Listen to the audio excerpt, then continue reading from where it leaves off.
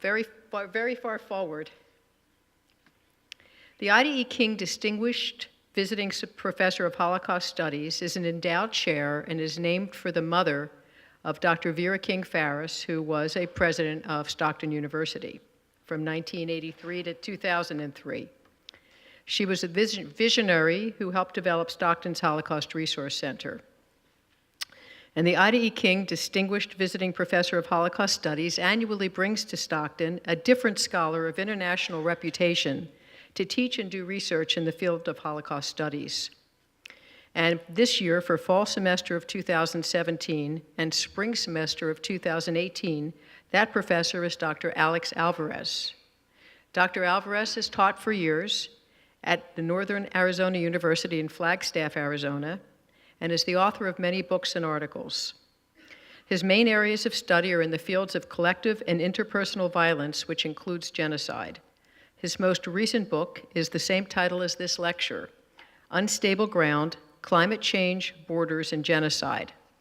This evening's lecture will explore the issue of climate change as it relates to violence and genocide. As the science becomes clearer and the evidence continues to mount, what effect is climate change having on violence, ethnic conflict, and genocide in our world? After the lecture, you will have the opportunity to ask Dr. Alvarez a question. Please write your questions on the 3x5 cards that have been provided to you. And if you don't have a card, please ask one of the ushers. And now, I'd like to present Dr. Alex Alvarez. Thank you.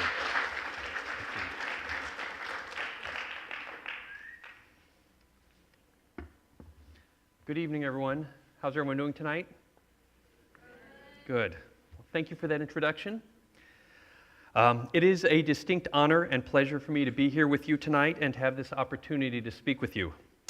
Before I begin, however, I do wish to thank Gail Rosenthal, Elisa von Joden-Forgy, Judy Vogel, Roz Siegel, Michael Hayes, Marian Hassong, Mike Dickerman, Dean Rob Gregg, Sarah Albertson, and all of the other faculty and staff and board members here at Stockton. It is a privilege for me to be here, to get to know the folks here, to be a part of the Sarah and Sam Schofer Holocaust Resource Center and the Master of Arts of Holocaust and Genocide Studies. Everyone has gone out of their way to welcome me and make me feel a part of this community, and I am deeply honored by that anyway. All right, tonight, I'm afraid, is not going to be the most uplifting talk. But I do hope you find it enlightening and interesting, certainly. And I want to challenge you in a couple of ways. One, I want to challenge you to think about some issues that we often don't like to think about because it is very troubling, because it is very scary in some ways. And I also want to challenge you to think about them in a different kind of way, to make some connections between things that you might think are very separate, very different, but which I believe are very closely connected and which will impact us here in the United States and around the world in the years to come. Climate change has been in the news a lot lately. In fact, earlier this month, on November 2nd, just a few weeks ago, a government report was released that asserted that climate change is extremely likely the result of human activity. And it was the most comprehensive report yet released by U.S. climate scientists, and actually directly challenges some of the assertions from leading members of the administration and Congress who either question the reality of climate change or the influence of human behavior on it. Now, much of the focus of the report was on the environmental consequences of climate change. My guess is this is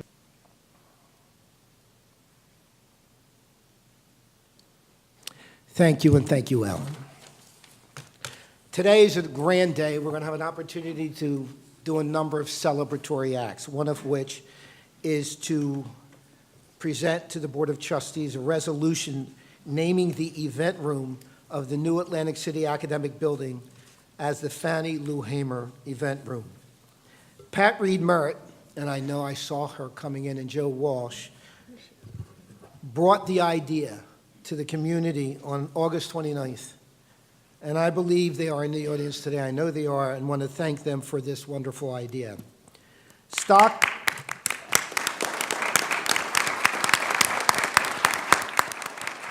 Stockton has played an active role in uplifting the Fannie Lou Hamer legacy and is known around the state, region, and country for working towards this goal.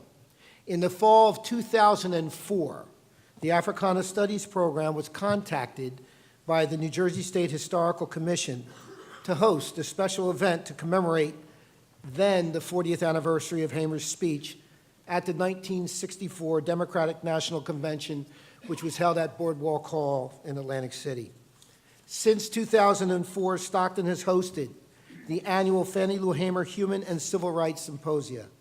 They have proven, as you all know, to be incredibly powerful events and moving events.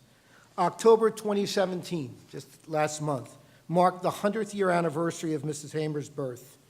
She made history on the boardwalk, as I said before, and as the new Stockton campus community continues to rise, there could be no greater public honor than to recognize her contribution to the march toward freedom and social justice than naming the new event room, a place where students, faculty, staff, and community will come to learn, reflect, and listen to the voices of reason in her honor.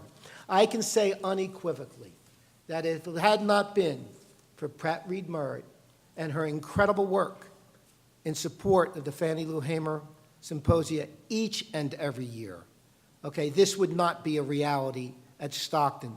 So Pat, Joe, on behalf, please stand first. And Masterfully done, and when you think of all the work that has gone into this, and as smoothly as you explained it all, it's quite amazing. So do I hear a motion? So moved, and Trustee Ellis has done a lot of heavy lifting on this board, in this particular committee. I'd like to move the resolution. And we have a second? Second.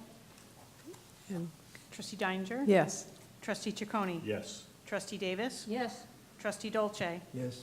Trustee Ellis? Yes. Trustee Jacobson? Yes. Trustee Valentine? Yes. Trustee Worthington? Yes. Trustee Ajikame? Yes. There were several information items that are in the packet, but one I would like to call on Brian Kowalski